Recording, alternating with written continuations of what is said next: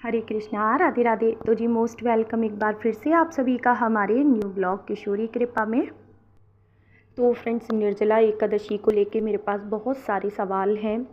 निर्जला एकादशी का व्रत कब करना है 2025 में, और एक दिन पहले हमें क्या करना है जिससे कि एकादशी वाले दिन हमें प्यास ना लगे, और अगर हम पूरे दिन निर्जल ना रह पाएँ तो हमें क्या करना है, सारी जानकारी मैं आपको इस वीडियो में दूंगी। तो फ्रेंड्स, पूजा तो मैं आपको अभी नहीं करके दिखा सकती, ये वीडियो शूट हुआ रखा था मेरे फ़ोन में, तो मैं सारी जानकारी इसी वीडियो में आपको देने वाली हूँ। तो फ्रेंड्स, ज्येष्ठ मास के शुक्ल पक्ष की निर्जला एकादशी आ रही है, और ये बहुत ही बड़ी, यानी कि साल की सबसे बड़ी एकादशी में से एक मानी जाती है। जो साल की 24 एकादशी होती है ना, आप इनमें से किसी एकादशी का व्रत करें ना करें, लेकिन अगर आप सिर्फ निर्जला एकादशी का व्रत कर लेते हैं ना, तो साल की बाकी की जो 23 एकादशी है ना, उनका फल आपको यूं ही मिल जाता है। तो निर्जला एकादशी वाले दिन आप सुबह में जल्दी स्नान करें गंगा जल डाल के पानी में, और आपको ना चौकी लगानी है, या घर के मंदिर में भी आप पूजा कर सकते हैं। श्री हरि भगवान विष्णु, राधा कृष्ण भगवान या शालिग्राम भगवान जो भी हैं आपके पास, उनका पंचामृत से आप अभिषेक करें। आज के दिन एक पानी से भरा मटका पूजा में ज़रूर रखा जाता है, क्योंकि आज के दिन मीठे जल का दान किया जाता है, जो कि बहुत बहुत ज़्यादा फलदायी होता है।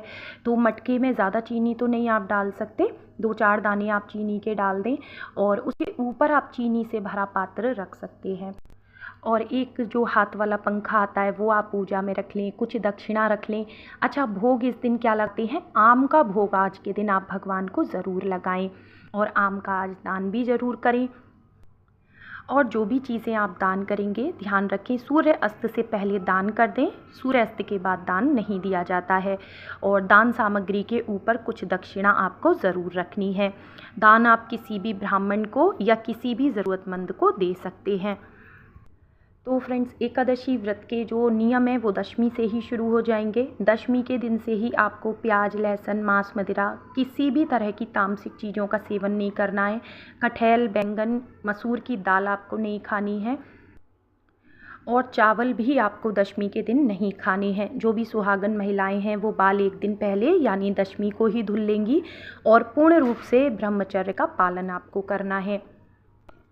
अच्छा, निर्जला एकादशी व्रत करने का देखिए नियम तो यही है कि पूर्ण रूप से निर्जल रहना है आपको। दशमी की देर रात्रि 11 बजे या 11:15 बजे तक आप जल फल ले सकती हैं, दूध चाय आप ले सकती हैं, ठीक है। इसके बाद आपको कोई भी आहार नहीं लेना है।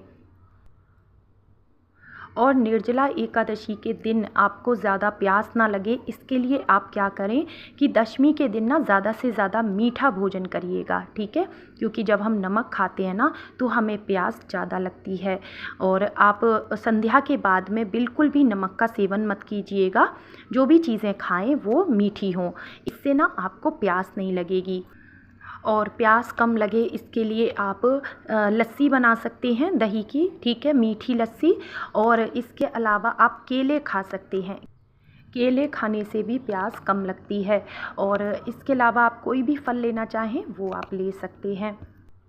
और निर्जला एकादशी वाले दिन सुबह से ही ना आपको किसी तरह का कोई हार्ड वर्क नहीं करना है। कहने का मतलब है कि कोई भी बहुत ज़्यादा साफ़ सफाई घर की ना करें, कपड़े ना धोएं इस दिन, ठीक है।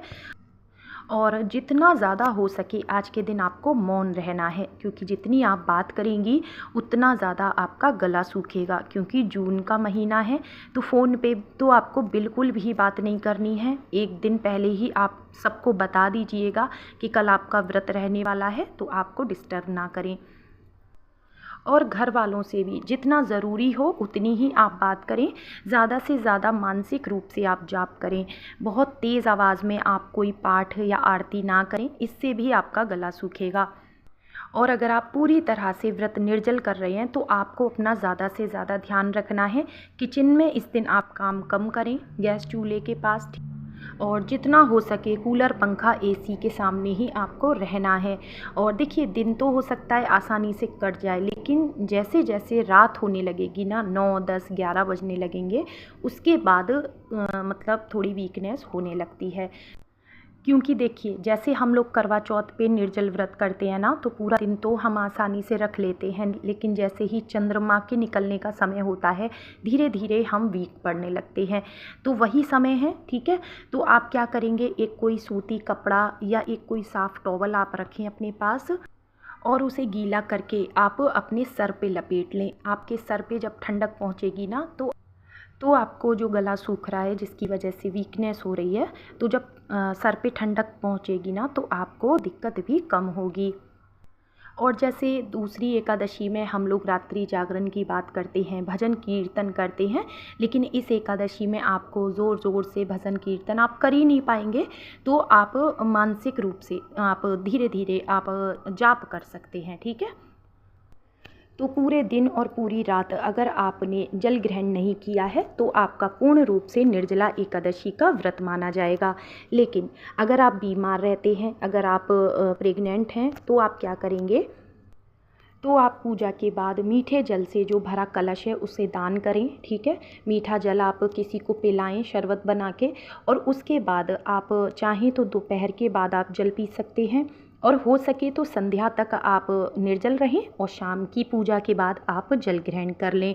तो आप अपनी शक्ति सामर्थ्य के हिसाब से निर्जल व्रत करें।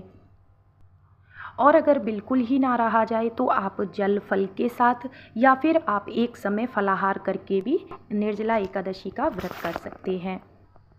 तो अब जान लेते हैं 2025 में हमें निर्जला एकादशी का व्रत कब करना है।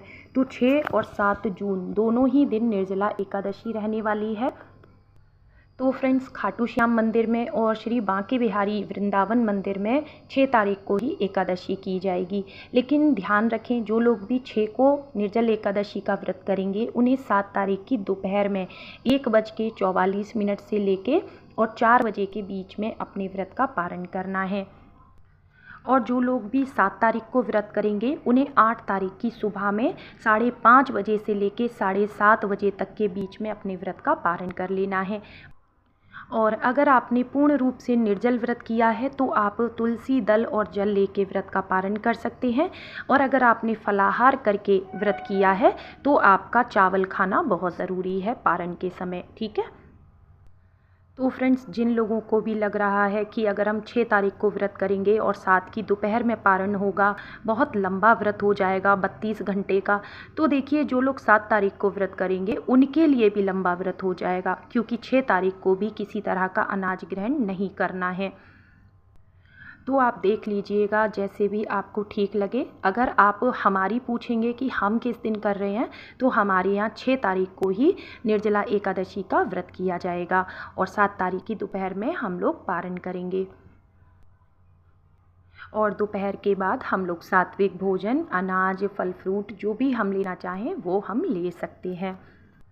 तो फ्रेंड्स, गृहस्थ जीवन वालों को 6 तारीख को ही व्रत करना है। जो लोग इस्कॉन टेम्पल या किसी संप्रदाय से जुड़े हैं, जो साधु सन्यासी हैं, वो 7 तारीख को व्रत करेंगे। तो आप जिस शहर से भी मेरा वीडियो देख रहे हैं अपने आसपास मंदिरों में पता कर लें, जो भी लोग वहाँ पे जिस हिसाब से जिस तारीख को कर रहे हो आप वैसा कर सकते हैं। वीडियो पसंद आया हो तो लाइक शेयर कमेंट ज़रूर करना, चैनल को सब्सक्राइब कर लेना। मिलती हूँ नेक्स्ट वीडियो में। राधे राधे।